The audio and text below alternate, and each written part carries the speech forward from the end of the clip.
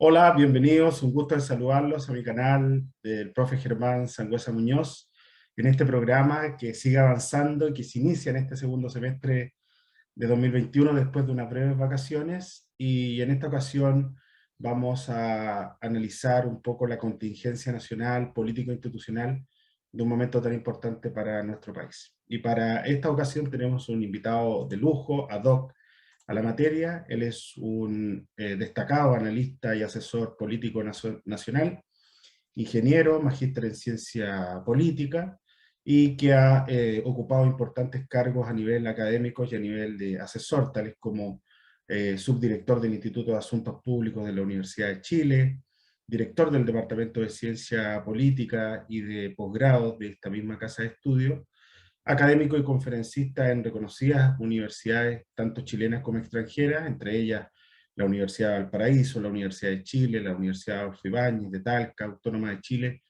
y otras también fuera del país. Consultor nacional e internacional, que tiene una amplia experiencia en temas de seguridad, de defensa, estrategias corporativas, inteligencia prospectiva, análisis político, seguridad ciudadana y anticipación estratégica. Y obviamente por su nutrido currículum también es un destacado panelista en distintos programas de televisión. Así que saludamos muy cordialmente al profesor Guillermo Holzman. Guillermo, gusto saludarlo.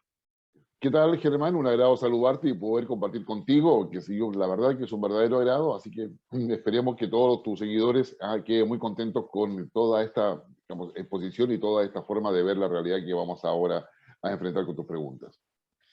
Bueno, tal cual usted lo planteaba, este programa se abre al debate de ideas, de análisis de distintos escenarios, y obviamente el escenario que está viviendo nuestro país es muy importante. Por lo tanto, para iniciar esta entrevista, esta conversación, me gustaría saber, en su calidad de experto, cómo analiza la conformación de la Convención Constitucional y estas primeras semanas de trabajo de aquí a los desafíos que está enfrentando el país. A ver, lo primero que creo que es importante considerar es que esta convención constitucional surge como una solución institucional a un conflicto político producido post-estallido social en octubre del año 2019. Este camino institucional queda refrendado por el Acuerdo por la Paz y por la Paz Social y nueva Constitución firmado el 15 de noviembre de ese año por los principales partidos políticos. Hay algunos que se restaron, pero fueron los menos, y queda ahí entonces sellado después con las reformas constitucionales que se hacen en marzo de 2020, que es la que definen todo el proceso digamos, constituyente que se va a realizar. Entre medio hay postergación de fechas de elecciones a raíz de la pandemia, como todos sabemos, y Claro. finalmente, digamos, en esa reforma del marzo de 2020 se establece una cuestión que es inédita. Primera vez en Chile que una constitución va a ser redactada por personas, digamos, elegidas democráticamente. La primera cosa que yo destacaría muy, como de forma relevante. Claro. La segunda tiene que ver con el hecho de que se establece un plebiscito de entrada, o todo un proceso constituyente y un plebiscito de salida. Es decir, hay una participación, yo diría, protagónica de la sociedad, de la ciudadanía respecto a cómo empieza y cómo termina este proceso. Lo otro es que se establece de que va a haber paridad de género. Y esa paridad de género, digamos, también primera vez que se produce, se va a hacer en términos de tal cual sucede con la elección de diputados, y también se establece que el número de constituyentes va a ser similar a la cantidad de diputados. Correcto. Posteriormente, en otra reforma, se incluye un escaño reservado para pueblos originarios, ya que son 17 escaños reservados, que finalmente eso está. Pues bien, ese era el marco que teníamos, y con ese marco de referencia fuimos a un plebiscito el 25 de octubre del año pasado, de los años 2020, y la novedad de ese plebiscito es que un 80% estuvo de acuerdo en que era necesario modificar la Constitución, y un 80% también estuvo de acuerdo en que tenía que ser mediante una convención íntegramente electa. Digamos. Ahora, ¿qué es la novedad de este resultado? Que demostró que Chile no estaba polarizado. Si Correcto. Chile hubiese estado polarizado, el resultado hubiese sido 49,5 con 50,5. Claro. Pero no fue eso. Es decir, digamos, Chile no está polarizado y estaba prefiriendo la vía institucional, y había un acuerdo político ciudadano, mayoritario, como quedó demostrado en el plebiscito, para proceder al cambio de constitución. Posteriormente, digamos, el 15 y 16 de mayo se hacen las elecciones para los convencionales constituyentes en conjunto con autoridades territoriales, donde se inaugura el gobernador regional por primera vez, más alcaldes y concejales. Y en esa oportunidad también se vuelve a producir un fenómeno que yo destacaría, que es el hecho que en la convención constituyente fueron electas personas que antes estaban protestando en la calle. Digamos, y de algunas, digamos, y ya sea por la fórmula independiente, las listas que se lograron colocar, y como eso está bastante analizado, pero lo relevante es que 155 personas con paridad de género, con escaños reservados para pueblos originarios, finalmente quedó aquel que estaba en la élite del país o el establishment de distribución de poder. Ahí habían ex senadores, diputados, empresarios, exmilitares, etcétera, estaban con la tía Pikachu, que era una ciudadana que quería también hacer cambio y quería participar de eso. Y así sucesivamente, con mucha gente que había estado protestando en la calle. Por primera vez están obligados a conversar. Y claramente le ha costado hacerlo. O sea, es decir, el diálogo le ha costado hacerlo y hemos seguido todos los pormenores de todo este acuerdo. Pero sin embargo ya están dialogando. Ya están dialogando, ya ha habido un avance. Entonces acá nos vamos a enfrentar a dos visiones. Una visión optimista, a la cual yo escribo, en la cual es posible que se mueren un poco más, pero ya están dialogando y algo bueno va a salir de eso. Claro. Porque, digamos, más allá de su ideología, la forma, el prejuicio que puedan haber, puedan ir avanzando. Y una visión pesimista en la cual dice, pucha, ha pasado más de un mes y todavía no escriben ningún tipo de artículo. Articulado. Entonces yo creo que yo tiendo a pensar de que lo que está pasando hoy día en Chile, que es inédito, insisto, estamos frente a una clase práctica de educación cívica. Claro. ¿Serán capaces de dialogar? ¿Serán capaces de ponerse de acuerdo? Los que antes estaban unidos ahora están más desunidos, los que antes no estaban con nadie ahora están con alguien, tratan de hacer alianzas, etc. Se vino abajo el mito del tercio versus los dos tercios, eso es bastante relativo. Entonces yo creo que hemos logrado avanzar. Digamos, ¿y por qué digo que hemos logrado avanzar? La violencia no se ha impuesto en la Convención Constituyente. Aquellos que están protestando siguen siendo las minorías intensas, llámese anárquicos, a movimientos antisistema, distintos tipos de grupos, pero no alcanzan a generar una masa crítica suficiente como para pensar de que el resto del país quiere un cambio más radical. Estamos esperando que la Convención Constituyente funcione. Ahora, para que funcione esta Convención Constituyente requieren tres cosas que deben aprobar. Uno, el reglamento interno, que debe aprobarlo por 2/3, que es el que define si pueden ir a regiones, cómo van a contratar asesores, etcétera. La Secretaría Técnica, que hasta ahora la está supliendo la gente de la Cámara de Diputados, el personal de la Cámara de Diputados, y un comité de asignaciones que todavía no se define cómo va a estar. Por lo tanto, yo esperaría, y eso sería ya un poco finalizando la respuesta, yo esperaría que de aquí al mes de septiembre tengamos esos tres elementos que son los que permitirán que empiecen a redactar la Constitución. Digamos, y esto suceda en septiembre, digamos, y que se separe lo suficiente toda la campaña presidencial que vamos a tener ya en esa época. Y en ese análisis que usted plantea, ¿considera que el tiempo, el cronograma, va a alcanzar o de acuerdo a esta primera experiencia los tiempos van a estar muy ajustados para la discusión constitucional? Yo creo que, o sea, a ver, puede alcanzar como puede no alcanzar. Va a depender exactamente de la capacidad de diálogo y esa capacidad de poder generar, no ponerse de acuerdo, sino generar el espacio común que queremos construir como país. Acá se trata de generar un espacio de convergencia, no de unanimidad respecto al país que queremos. Todos tenemos cabida en este espacio y por lo tanto es qué límite van a tener. Ahora bien, digamos, yo creo que si sacan adelante el reglamento, la asignación, el comité de asignaciones y todo lo que se Secretaría Técnica, es posible que si se alinean bien, lo saquen rápidamente. La Constitución tiene temas preestablecidos. Digamos, los temas de debate son bastante puntuales. Digamos, se pueden demorar mucho debatiendo, pero como son pero son bastante puntuales. En consecuencia, acá no se trata de hacer la cosa de nuevo. O sea, el derecho constitucional es el mismo desde hace siglos. Claro. Se ha ido, que siguió poniendo al día, modernizando, pero por lo tanto yo diría que es posible. Ahora, lo relevante es que si no alcanzasen, digamos, a terminar su cometido en el plazo que se les da, que inicialmente son 9 meses, prorrogable por 3 meses más, o sea, un año, si no alcanzasen ese periodo, necesariamente el nuevo Congreso va a tener que aceptar la propuesta que le haga la Convención Constituyente para poder ampliar el plazo nuevamente. Y eso va a llevar a que haya un debate político. En consecuencia, yo creo que aquí hay un incentivo para que, no obstante todas las dificultades que han tenido inicialmente, igualmente puedan cumplir el plazo, porque es bastante más complejo ampliar ese plazo. Pero si se quiere hacer, se puede hacer, pero es con la participación de otro poder del Estado, que es el Congreso, que va a estar distribuido de forma distinta como está ahora. Recordemos que el 21 de noviembre se elegimos presidente, diputado, la mitad del Senado, y consejeros regionales. Y claramente tenemos una diversidad de posiciones respecto a quiénes podrían ser o no los candidatos a todo ello y quiénes podrían estar dominando el Congreso el próximo año. Y en ese mismo escenario que usted analizó, Chile también está enfrentando en el mismo momento el cambio de la presidencia de la República. En noviembre hay elecciones y obviamente se está trabajando con lo que son las elecciones primarias.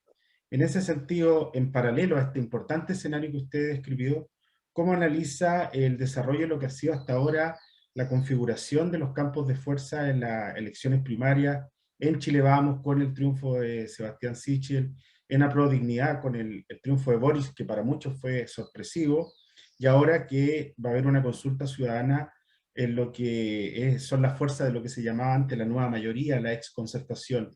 ¿Cómo analiza eso y qué vinculación pudiera tener eventualmente a la discusión constitucional que se está llevando a cabo? A ver, buena pregunta. A ver, vamos por orden.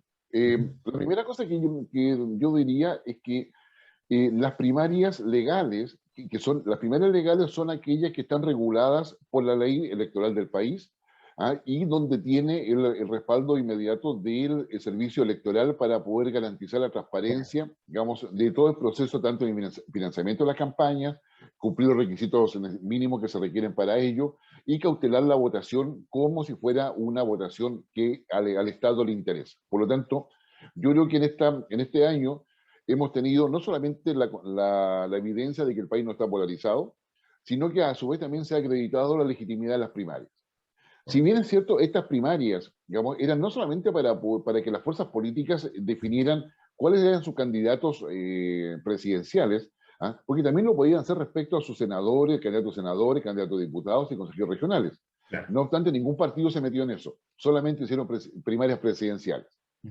O sea, bueno, si por lo menos avanzamos en eso. Claro. Y las primarias legales se han transformado, yo creo, en un elemento de legitimidad que hoy día le pesa a la unidad constituyente, donde está el Partido Socialista, el PPD, la Democracia Cristiana, ¿no es cierto?, y el Partido Radical. Le pesa no haber tenido la capacidad de presentarse a primarias legales. La miraron un poco así, no son tan importantes, tuvieron su lío con la prueba de dignidad entre el Partido Comunista, Frente Amplio, ¿ya? Bueno, se equivocaron, definitivamente se equivocaron. Y sucede que estas primeras legales, su legitimidad está marcada por la cantidad de gente que ocurrió a votar, que no se esperaba, que fue mayor a las últimas primarias que se habían hecho hace 4 años atrás.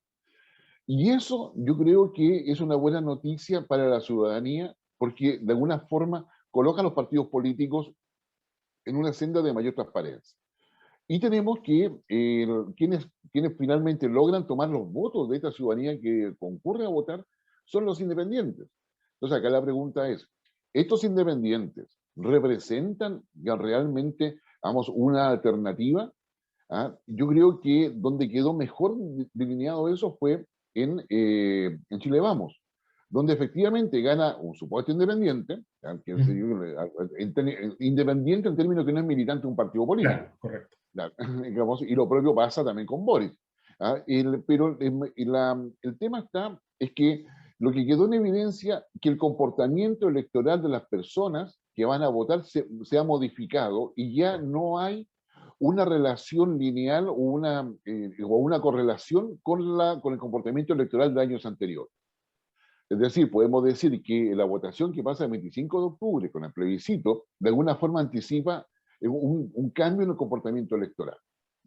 Y ese comportamiento electoral quedó en evidencia el 15 y 16 de mayo, donde muchos, digamos, representantes de partidos políticos quedaron fuera de carrera, y uno puede entender que el voto hacia los independientes es un voto castigo a los partidos políticos.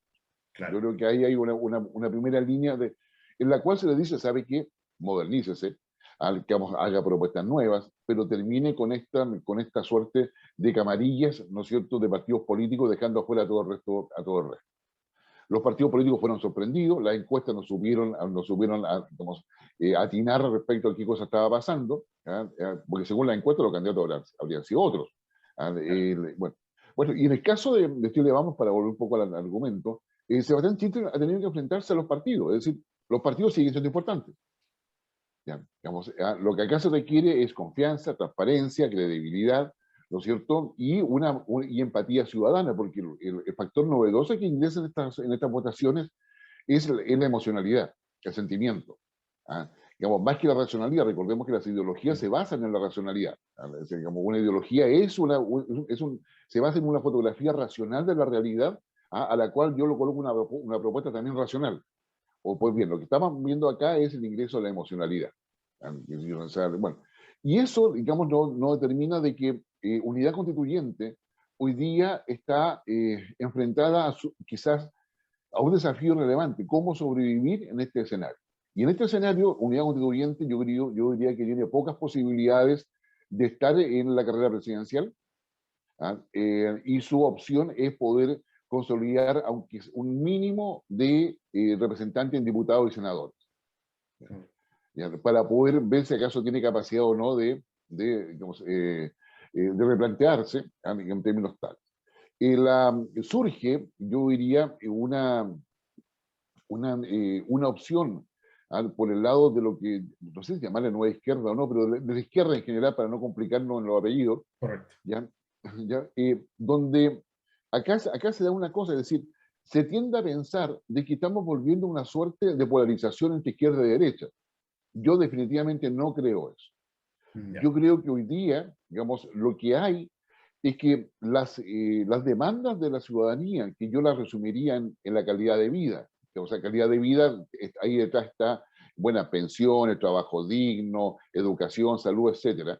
Digamos, todo lo que es dignidad de las personas, respeto a las personas, es decir, yo valgo igual que tú, independiente de que tú tengas más que yo o menos que yo, pero yo también estoy, un poco lo que está representado en la Convención Constituyente, es decir, acá somos todos iguales, ¿ah? Y todos tenemos que velar por el país que queremos.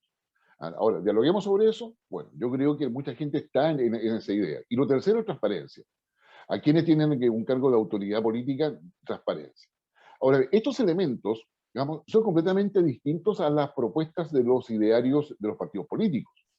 Entonces, yo tiendo a pensar que si yo quiero calidad de vida, quiero dignidad y quiero transparencia, ¿soy de izquierda? No me siento de izquierda. Y mucha gente probablemente ni siquiera cree que es importante ser de izquierda o no de izquierda. Lo que quiere son resultados. Claro. Entonces, yo diría, creo que hay mucho análisis que se está equivocando en términos de considerar que la izquierda dura, que la izquierda blanda, que la izquierda relativa, o la derecha dura, la derecha blanca, la derecha relativa. Yo creo que no va por ahí quienes van a definir la elección presidencial. Y eso va a obligar a que candidaturas como la de Boric, como la de Sichel, o tienen esa empatía para los efectos de transparencia, dignidad y calidad de vida, y se van a disputar un electorado que está con una mentalidad mucho más pragmática, quiere resultados, quiere empatía, y eso probablemente van a ser los elementos que van a definir la elección.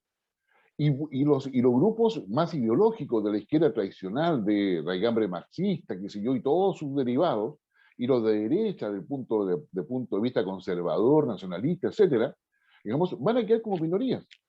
O sea, es decir, no, pero la ciudadanía, el comportamiento electoral de la ciudadanía está diciendo otra cosa, que no están votando por la ideología, no están votando por los partidos políticos, están votando por ideas, propuestas y credibilidad asociado a estos problemas. Entonces yo creo que vamos a tener un escenario presidencial donde los partidos tradicionales van a perder protagonismo, ¿ya? Pero donde se va a escoger a también una persona que tenga suficiente respaldo. O sea, yo tiendo a pensar que este electorado, de alguna forma trato de caracterizarlo, no está por aventuras populistas.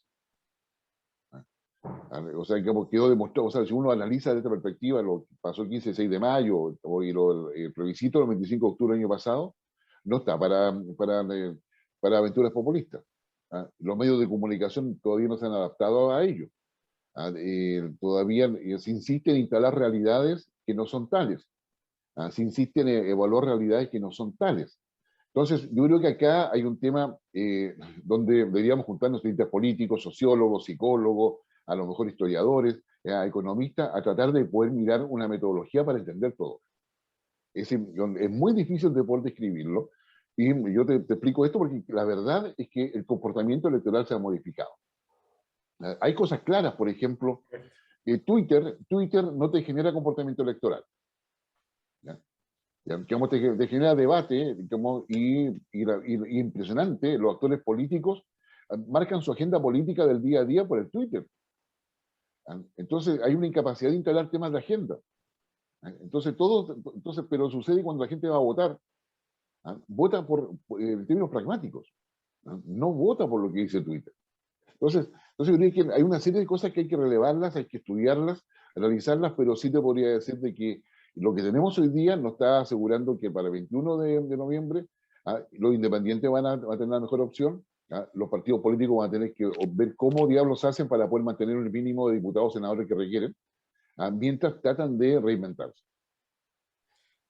Y en esa condición analítica y aprovechando su expertise como también como analista internacional, usted plantea algo muy importante, que es pensar con optimismo. Entonces, pensemos que la Convención Constitucional va a hacer su trabajo de buena forma, vamos a tener una nueva presidencia de la República, una nueva conformación del Congreso. A su juicio, para ir finalizando esta entrevista, ¿cuáles son los elementos clave de gobernanza, de gobernabilidad u otros elementos para que Chile vuelva a tener una mirada internacional respecto a un país que tenía alta cohesión social, tenía un crecimiento económico, un desarrollo importante y una estabilidad política que lo situaba en América Latina como un país referente? ¿Cómo lo ve usted en su calidad de analista político pensando positivamente en un escenario para volver a tener ese prestigio que a lo mejor se ha perdido? A ver, es que también cabe la posibilidad, o sea, yo partiría por una autocrítica, que a lo mejor fue un prestigio un poco endogámico, que nosotros mismos lo construimos, nos creímos y pensábamos que estábamos espectaculares y nos seguíamos inflando nosotros mismos para pensar que estábamos espectaculares. Hay una cosa, y bueno, esto pasa en todo orden de cosas, cuando uno se empieza a comparar que es mejor que todo el resto del mundo, preocúpate porque probablemente no sea así. Porque claro, porque finalmente no estás mirando lo que realmente está pasando. Bueno, pero dejando eso como base, Chile, o sea, ¿qué es lo que ha pasado? O sea, a ver, a nivel internacional se ha evidenciado un debilitamiento de las democracias. Y ese debilitamiento de las democracias, que en el caso de Chile, digamos, Chile es un caso. Y en el caso de Chile, yo diría, aplican al menos dos de los criterios que uno utiliza para hacer los análisis de las democracias en el extranjero, en Occidente, por supuesto. El primero, de hecho, es el alineamiento institucional. O sea, hoy día en Chile se perdió el alineamiento institucional. O sea, tú tienes que el Senado piensa una cosa, respecto a Chile me refiero. La Cámara de Diputados piensa otra, la Corte Suprema piensa otra. Te estoy enumerando quiénes son parte del Consejo de Seguridad Nacional. ¿Ya? El Contralor piensa otra cosa, la Fuerza Armada, cada institución piensa otra cosa. Entonces, cuando tú pierdes el alineamiento institucional, pierdes un poco la brújula hacia dónde poder ir y hacia dónde colocar todo el esfuerzo para poder sacar adelante un país. ¿Ya? Entonces, hoy día, por ejemplo, tenemos en Chile un frágil alineamiento institucional que está dado por quién es el comodino hoy día, que es Yanna Proboste. Yanna Proboste con sus mínimos logró juntar al Ejecutivo con la Convención Constituyente. Y ahí tenemos un alineamiento institucional, pero que lo da Yanna Proboste. ¿Qué va a pasar si Yanna Proboste gana, digamos, la primera convencional, no legal, que va a tener unidad constituyente? Se va a producir un desalineamiento y eso es riesgoso. ¿Ya? O sea, porque estamos con un alineamiento institucional mínimos. La convención ya, digamos, reconoce a Yanna como interlocutora y el presidente Piñera reconoce a Yanna Proboste como interlocutora en su calidad de presidente del Senado. Pero ¿qué pasa? Si ese alineamiento se pierde. Entonces, la primera cuestión es alineamiento institucional.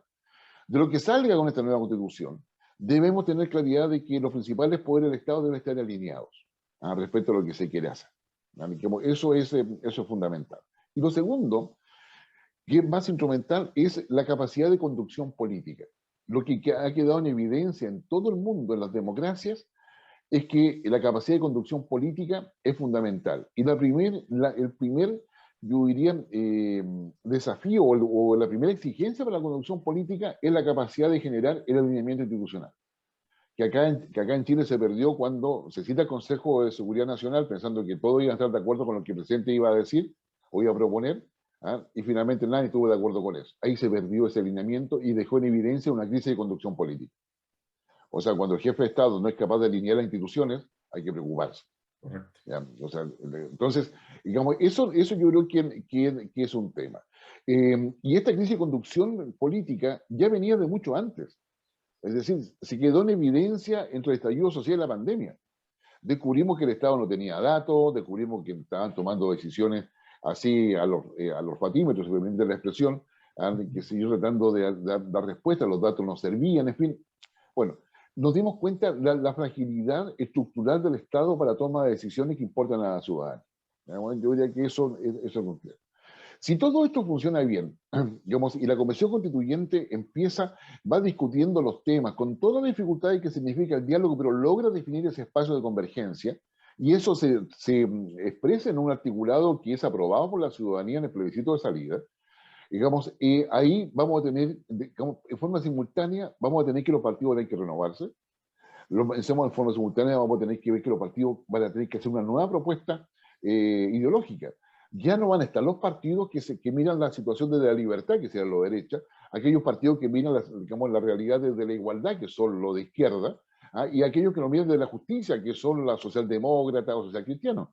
No, sucede que hoy día tú y yo como ciudadanos, no me interesa que me digan que la libertad es primero, la igualdad después, o al revés, que la igualdad es primero y después viene lo demás. No, queremos las tres cosas juntas. Queremos libertad, igualdad y justicia todo al mismo tiempo. O sea, no hay ningún partido político del siglo XX capaz de decir eso, digamos, a la vez. Y por eso surge, obviamente, el riesgo populista. Entonces, yo diría, si estamos avanzando por todo lo que es una nueva constitución, es necesario también actualizar las propuestas ideológicas de los partidos políticos al nuevo escenario.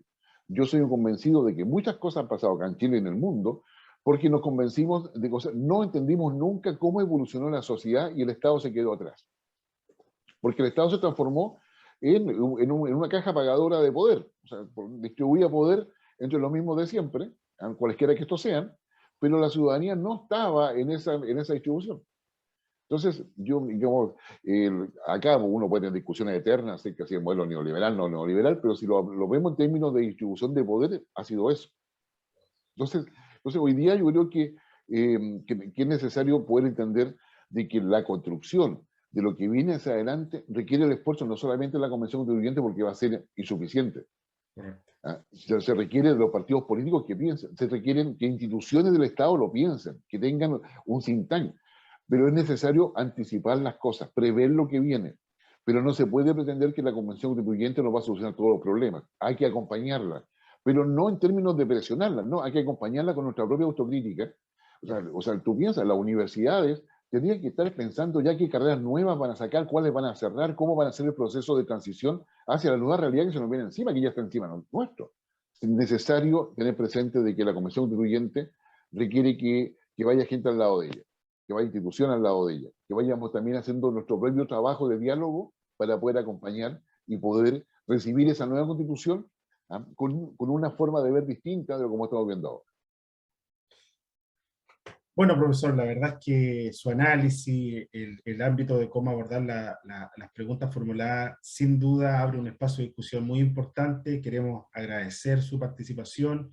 Este programa en general lo ven muchos estudiantes universitarios, muchas personas que están interesadas en temas de interés público, así que le agradecemos su presencia. Con esto terminamos la entrevista en el Ciudadano Germán Conversa con el analista político Guillermo Holzman, y los dejamos invitados a que vean esta grabación en nuestro programa en el canal de YouTube. Así que le damos un cordial saludo y obviamente les deseamos que le vaya muy bien en sus asuntos personales y también en sus asuntos académicos profesionales. Que esté muy bien, profesor. Hasta luego. Hasta luego, Germán. Muchas gracias. Que esté muy bien también.